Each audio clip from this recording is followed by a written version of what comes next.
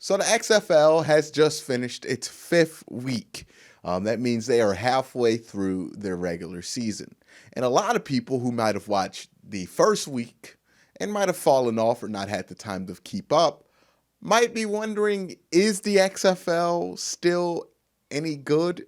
It had great reviews early on, but maybe they haven't heard things about it. Well, for those fans or the fans that have been watching for the last 5 weeks, what I'm going to do is go through some pros and cons of the XFL and ultimately let you know if I think it's still good.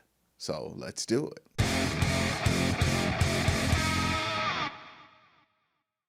The XFL has been, in my eyes, a success. It has not had any of the dysfunctional rumblings behind the scenes that the AAF had.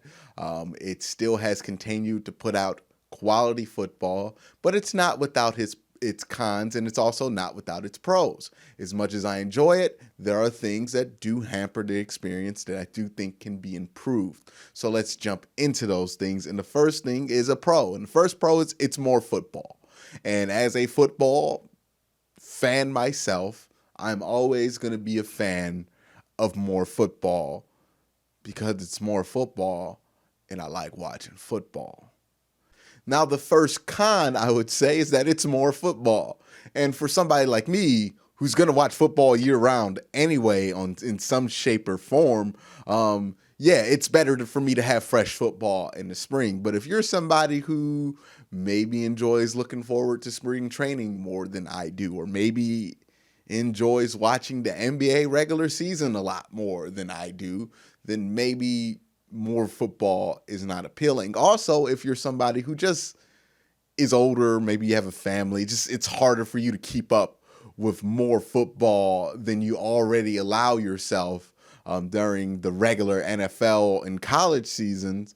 I can see XFL being a hard thing to fit in there because, it's not always just a one-way street. So while I love more football, I can see that more football might not be the greatest thing for some people. But the second pro I want to mention is that it's actually one of the better learning tools out there. Just watching the XFL broadcasts, I think it's a great way to learn about the inner workings and inner details of a professional football operation. I mean, you sometimes get glimpses into this in the NFL, very controlled glimpses into this with the NFL with Hard Knocks, or they have the series on Amazon Prime that actually watches a team throughout the year, but it's not as in detail as Hard Knocks, obviously, because there's just going to be more teams going to be protective with during the season. But since the XFL is kind of a made-for-TV product, that there's a layer of transparency that's peeled off, and you're able to see a lot more into the inner workings of a professional game. You're able to see how offensive coordinators interact with head coaches, if they're calling plays or not. You're able to actually hear those conversations. You're actually able to hear the conversations between a head coach and his quarterback and his offensive coordinator and his quarterback. You're able to hear when those relationships are great and when those relationships have turned south. And it really gives you an appreciation of other things and drama that goes on a football sideline that can either easily be avoided or that sometimes can't. It gives you more depth in the inner workings of the NFL sideline. It's not just that, you can get the sideline interaction thing, but you also get some knowledge from learning play calls and how coaches structure play calls into their quarterbacks. So how a quarterback has to relate a play call, what each key word on a play call might indicate, and what a certain play call might sound like. It really does turn the jumble that we all yell when we're playing flag football at a tailgate. It really does give you context and help you learn what these play calling codes are. And then even more so, they'll have, a Joey Galloway or a Joe Klatt kind of break down the play and show you what different concepts are. And even you can listen into the defense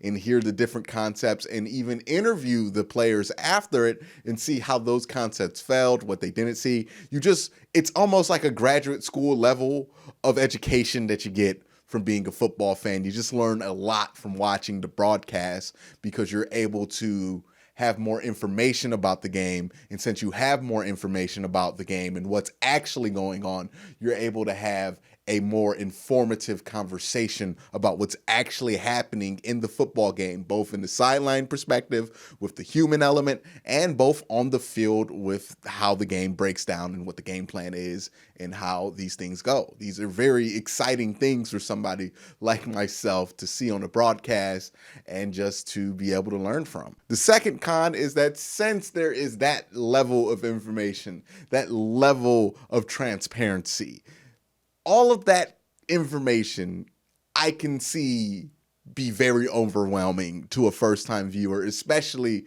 a casual football fan. You know, a fan who's not going to know all the formations, a fan that's not necessarily a diehard football fan and not necessarily the most educated football fan is going to see the XFL, hear all this stuff, and just feel overwhelmed. Now, I would say to that fan, I think if you can stick through a quarter, you'll start to learn a lot more about football, and it'll be actually a lot easier to learn about football this way than it would with somebody explaining everything to you during an NFL game. So I would say stick through it because you could learn a lot, but I could see to a first-time viewer all of this information just being completely overwhelming, especially to a casual NFL fan.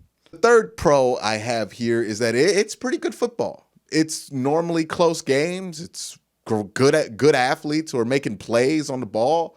It's honest to God, it's good football. And I think football is a game that scales well. You can watch football on multiple different levels. I think the cutoff range for most people when it comes to football is Power 5, and then that's the lowest you can go. So anything that's not Power 5, most people won't watch unless they went to the school that is there, you know.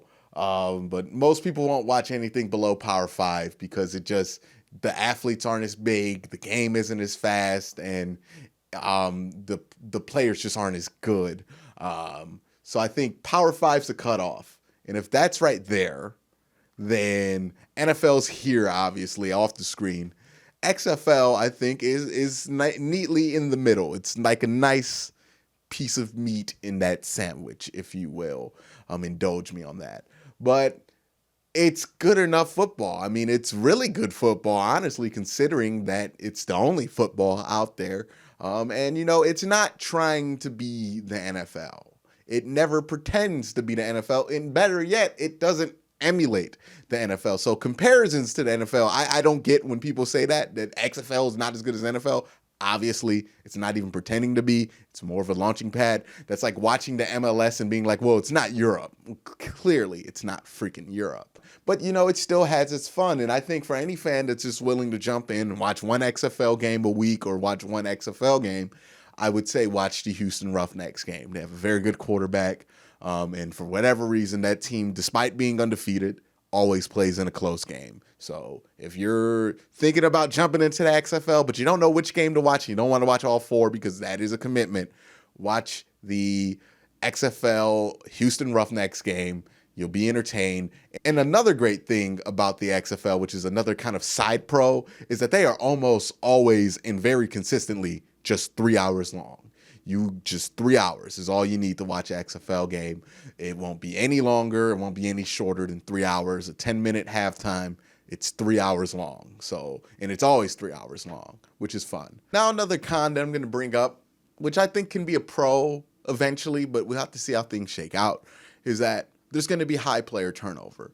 And unlike college, where you're probably going to get on average 2 to 3 years out of a player you get attached to. In the XFL, if that player's really good, he's going to be gone next year. He's going to be in the NFL. He's not even going to be gone next year. He's going to be gone like a month after the season.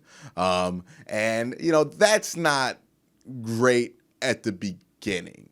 But if enough people jump over to the NFL and maybe, you know, out of 100 people, 10 of them have good careers, then it's going to make the XFL more exciting to watch because even though these players are turning over almost consistently, you know that there are going to be 10 good NFL players on the field, and you're just trying to find out who those guys are going to be. Now, again, The turnover thing is going to be a big problem because, if you're the Houston Roughnecks, you're probably not going to have PJ Walker next year, and you're not going to have him to base kind of your marketing around, and you're going to have to always be creating new stars. But I think eventually, if you can get, out of every 110 good players, maybe one guy who gets like a significant award, maybe comeback player, maybe offensive player of the year, that would be a dream if you can get an XFL player, or a guy who just is the quarterback for a playoff team. If you can get one of those guys in there, it's going to make the league more of a breeding ground, which is going to draw more eyeballs and make it more interesting because people are going to look at it differently. But at the beginning, it is going to be a hurdle that needs to be cleared, because any player that's going to be really good in the XFL is more than likely not going to be returning to the XFL for a second year, which could cause problems when it comes to marketing in between year 1, 2, and year 2 and 3. Now, this next pro is going to be the atmosphere.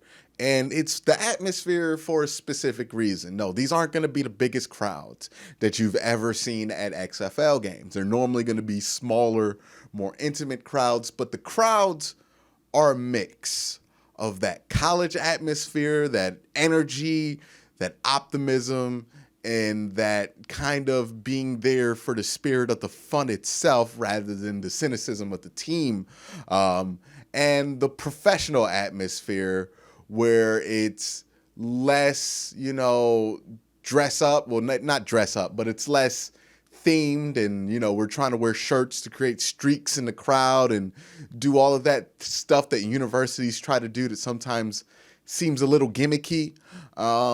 It's just all of that synthesized to just football fans who want to go to a football game, get really drunk, and have a really great time. I have been to a fair share of NFL games. I've been to a fair share of college football games. There is a very stark difference between the drunk guy at an NFL game and the drunk guy at a college game. The drunk guy at the college game is going to be jumping around, trying to get everybody to scream, kind of annoying, but he's going to want everybody to have fun. That is the goal of that drunk guy. The drunk guy at the NFL game wants to fight because he's a Browns fan and the Browns are probably losing. That's normally why. But it's a different energy, right? There's optimism in one, there's hopefulness, and then there's kind of a pessimistic, here we go again vibe in the other. It's kind of one of the reasons why I really don't like going to NFL games as much as I enjoy going to college games. But the XFL has done a good job of mixing it where it seems more organic and less forced than college atmospheres can sometimes feel, while also maintaining that just pure fun part. Because nobody has watched their XFL team stink for 20 years. Nobody is worried about dying before their team wins a championship. No, there is no existential anxiety and fear in the stands of an XFL game like there is an NFL game. That kind of makes the drunkenness at it unbearable. And there also isn't this unbridled, forceful push for energy that there is at a college game. It's kind of a nice mix of both where it feels really energetic, really fun, really goofy, and also really organic, because it's just a lot of people who love more football that are like, yay, dude, more football, and my team might not suck. So that's always fun. Now, the biggest con that I think is here, and I'm going to call this MetLife Stadium, but it's more than just MetLife Stadium. But MetLife Stadium is a huge problem for the XFL. Now, I know why Vince McMahon chose MetLife Stadium. He's the owner of the WWE. WWE has ran multiple events at MetLife Stadium. He has a great relationship with the people at MetLife Stadium, but he needs to understand that 20,000 people at MetLife Stadium looks awful on national television. It can't happen. It needs to stop happening. And after this season, I hope it doesn't happen anymore. Now, there are logistical issues on why they do play at MetLife Stadium. There just, quite frankly, is more infrastructure directed towards MetLife Stadium that you can get people from actual New York to East Rutherford for than there is at the soccer arena in New Jersey called Red Bull Arena. There's just not as much infrastructure there. It's not as easy to get to if you're a New Yorker as East Rutherford, New Jersey is. Now, that is very true. But again, the optics of trying to fit 10,000 people inside of a stadium that sits like 90,000, it just looks bad. Every time New York plays at home, it's a bad look for the XFL. It's a bad, like, imagine if you're a first-time viewer, everybody's telling you this league's legit, and then you see a very cavernous-looking MetLife Stadium. It's going to turn you off the league. So if you're the XFL, you need to focus on getting the hell out of MetLife Stadium. Now, MetLife Stadium's not the only stadium that looks bad. Tampa Bay and Raymond James looks bad, but there's nothing they can do about that. There's no smaller stadium in Tampa Bay to move to, and they kind of need Tampa Bay because Tampa Bay is a huge market.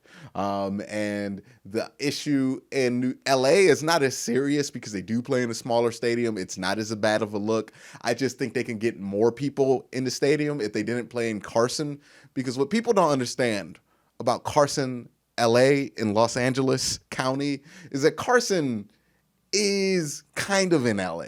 It's not really in LA. It's like towards Long Beach. It's almost as bad as like the Anaheim Angels and where they play, because that's like an hour away from LA. It's almost undoable if you actually live in LA to go to a lot of those games.